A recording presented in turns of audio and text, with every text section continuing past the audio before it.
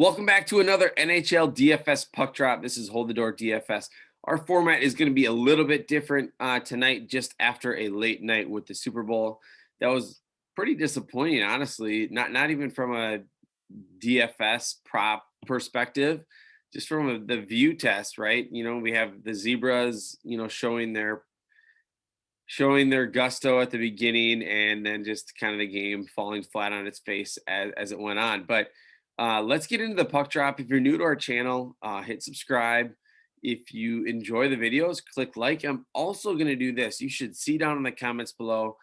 I want to see who is your favorite pay up option tonight. So I'm going to have a comment down there, like a highlighted comment, and I want you to just throw your answer in the chat down below. We'll have a couple teams that are in some smash spots. So who is your favorite pay up skater tonight? And make sure you put that in the chat or in the comments. So let's get into the slate. I am just going to be using the Draftkings screen today rather than I don't have my normal setup just due to time after the Super Bowl.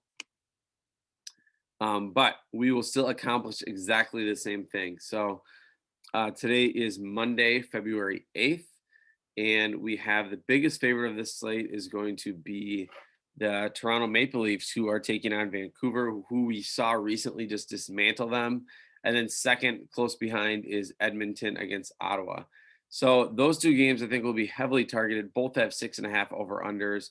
I think, some GPP leverage will be stacking Tampa Bay against Nashville, whose penalty kill is awful. But I don't think that 5.5 total on the road for the Lightning is as appealing as taking Edmonton against Ottawa or the Maple Leafs against Vancouver and also being at home. So let's get into the builds. I'm at the center position. We don't really need to spend a lot of time on Connor McDavid and Austin Matthews, right? Like, you just come accustomed to always basically having to consider these guys, especially in cash. Like GPP, remember, you can definitely fade these guys and then just stack up other mid-range lines, because I think that's definitely viable. But what is kind of interesting seeing is that, the shot volume is coming back to a little bit more of the median for Connor McDavid. I don't think it's likely that we always are going to see that many 5-shot on goal bonus games. Obviously, games that lend itself to more scoring will, but in 13 games this year, he already has 17 assists and 9 goals. So he has been on an absolute tear. Will he pay off that $9,000 price tag? That's to be seen. So definitely in consideration tonight and will be really popular. All right, the next guy on the list here is Austin Matthews, who, before I even opened up the slate, I knew the matchups. I was just hoping he'd be a lot cheaper than McDavid, because I felt like that would have been a really easy way to pivot. Now, in general, I just think Matthews is always a slightly better cash play because of his floor. So, and when I talk about floor, I'm talking 4 shots on goal, 7, 4, 4, 6, 5. He just has more of a floor in terms of block shots. A lot of the goal assist equity, you could argue that Matthews just has slightly more goal equity, where McDavid has slightly more assist equity, and I think that is mostly due to just how much McDavid usually is on the ice with other skaters and things like that. But both are certainly in play, and I love them both here tonight. The problem is you probably won't be able to play both. And then you have Leon Draisaitl at 8,200, who is definitely a viable, cheaper option for 800 less if you want to get exposure to the same Oilers game. Again, they are still skating on separate lines, so that does take a little bit of the appeal out of playing both of them, because you're only correlating them on power play. Braden Point, 7,600, I think, is a fine discount play here for them. It's not something that it's not somebody that I'm super excited about just based on the matchup. As I said before, yes, Nashville's terrible on the penalty kill, but being on the road and not being as big of a favorite, I think I prefer going to the Toronto side. So then we have Barzal, who's going to be a pass for me in cash, too expensive on the road. Aho on the road, Trocheck. I mean, these guys have been insane. I mean, just look at Trocheck. 6 goals already this year in 9 games. And I think I've mentioned him, and he's kind of doing this every other thing, like do really well, have a bad game. I don't play into that as much, but 6,400 is a little bit aggressive, I think, for the road pricing, but his form has been simply amazing, and I'm so glad to see him getting back to his Florida Panther ways. Aho as well, kind of been underwhelming so far this year, in my opinion, especially for playing so many minutes on the ice. Like getting that 20 plus minutes, I would expect him just to be producing more. But honestly, the shot on goal floor has not really been there this year. So, you see one game in the last, you know, 10 games where he's had over 3 shots on goal. So, not super excited about that. But what I am excited about is John Tavares at a super nice price tag at 6,300 in a smash matchup at home against Vancouver. I think is really appealing, and I think can easily pay off that price tag, and is just think of it. Just listen to this: a $2,500 cheaper play than Austin Matthews. So, which is pretty crazy. And then you have a guy named Micah Zibanejad here, not in a great matchup, but when is he going to break out? This is insane. I mean, we're talking about a player who was elite last year and now is really just struggling to get on the sheet at all. So, Christian Dvorak, I like as well. He has been on fire prior to the last game. You saw games of 19, 31, 20. Just in general, having a really good season. So I like him and Garland for Arizona. We can get down here to Brock Nelson, who I think is honestly just too cheap, and I think it's a decent matchup. He's somebody who in last year, kind of had a breakout season. You were seeing a little bit of regression, but I do think if he gets back to even half the form he was last year, I think 4,500 is too cheap.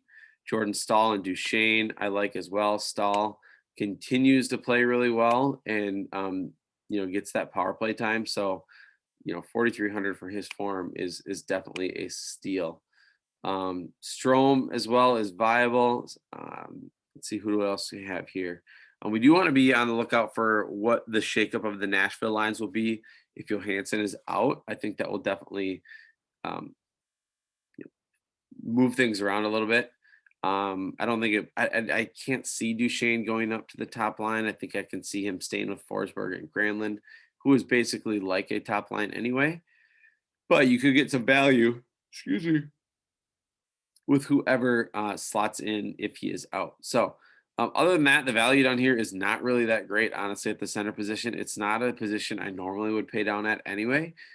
So I think if you get down to the Duchesne Stahl range, that's probably where you will end your bid. So let's go to the winger position. I think the winger position is going to be really overlooked tonight based on the studs at the center position. Steven Stamkos just hasn't taken advantage of these smash spots. Like the last 2 games against Detroit, just not taking advantage of it. Obviously, we saw him play well against Nashville in those 2 games that he did before, but their power play honestly just has not been up to par recently. So Steven Stamkos is GPP only for me. Now, Mitch Marner, on the other hand, has been on an absolute tear, and I love him. He is the cover boy of our picture today. You're getting, 1,100 discount from Austin Matthews, but he's also somebody that you can just directly correlate and play with Austin Matthews. So he gets full power play correlation and even strength correlation. So love him there. Line A broke out with 2 goals last game. Nugent Hopkins is a viable pivot to get some exposure to Edmonton. His floor has just been ridiculously low this year, so that's not really super appealing. Tkachuk obviously has a awesome floor and has been phenomenal this season. It's just like, do you want to pay for a Senator? In the last 3 games, he hasn't got on the score sheet. So I think even though he's a phenomenal player, you're probably not going to get a lot of correlation if you're not playing any of the other Senators. All right, so down here in the mid-range, I mentioned Garland before. I like him, 6,100. I wish he was cheaper.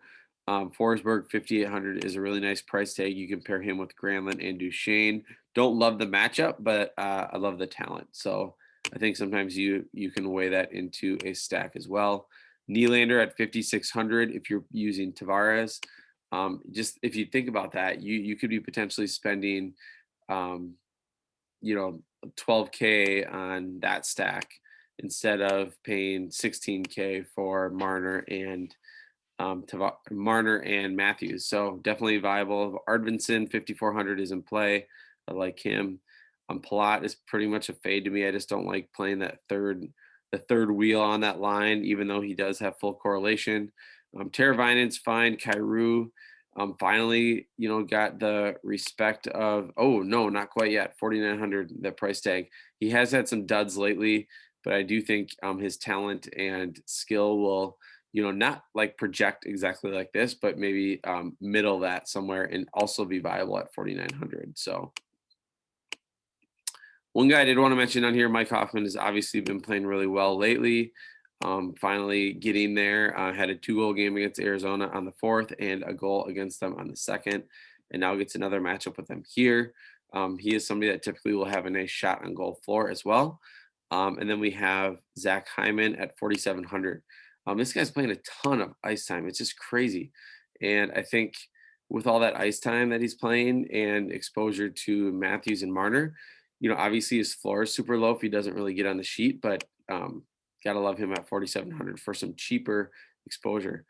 Cam Atkinson in play. Puljujärvi has been 3 goals in his last 2 games, I think. Yeah, playing on that top line with McDavid. Again, he has a super low floor if he does not score those goals. So just be wary of that. And he's not getting power play correlation. So excuse me. The last other couple guys I'm going to mention here is Nino Niederreiter. I like at 4,300. Mikael Granlund, I also like at 4,200.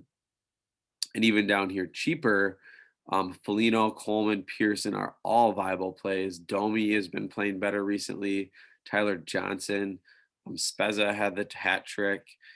Simmons is likely out, even though he just got moved up to the second line, had 2 goals.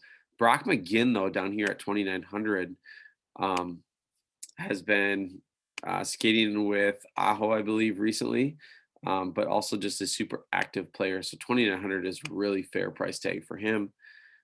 Let's see. Pitlick, that is probably like my last value I'm going to mention here. The guy's just playing too many minutes on ice and getting that top power play time. He does obviously has these games where he's got no floor, but I mean, I think you have to consider him at 2,600 for his role on this team. So let's get to the defender position. We're going to finish this up here pretty quick. Victor Hedman, 7,300, fine, but overpriced in my opinion for this matchup. I love Dougie Hamilton's form. We're finally seeing him back to last year's form. The shot on goal, the power, and a lot of these are power play assists and points, and that's where he really thrives, is when he can get that man up when they're a man up, and he can just fire from the blue line. So Shabbat is back, fine, viable. Nurse, 6,100. Dude's been on a tear, goal in his last 3 games, but he's also putting up the peripherals. Maybe make sure you listen or check in on Morning Skate today to see if it's him or Barrie that are on the top power play unit. Barrie is 5,900, Yossi 6,000. These guys are too cheap in my opinion. Then we get down more to the mid-range here. Ryan Ellis is somebody that I continue to like 27 minutes of ice time last game, 25, and he is getting the top power play run right now. So I do like Ellis for that price tag. He's just somebody I'm going to continue to mention, right? Noah Dobson getting that top power play unit as well. I do wish, he's more GPP to me because of this time on ice. We're not seeing it be super high, but I think he's viable at 4,300. Let's see here down at the value. Gudbranson is fine at 3,800. Shea at 3,400. Thanks to whoever mentioned how you actually pronounce his name. He's playing a decent amount, but I do actually like Pesci better at 3,300. He had a goal and assist last game, but playing just tons of ice time and is probably the best value defenseman that I can see on the slate. Edler's price is just getting insanely low, but he just has no role right now. Justin Hall is fine. Kandre Miller, 2,800. I kind of starting to mention him now that his ice time is getting up there. If you give somebody with that much talent the ice time, they eventually will just start making um, being via DFS viable essentially. So I'm going to stop there. I'm not going to get into goalie or line stacks today just due to the limited time I have. But thanks for listening to another puck drop, and I will see you later.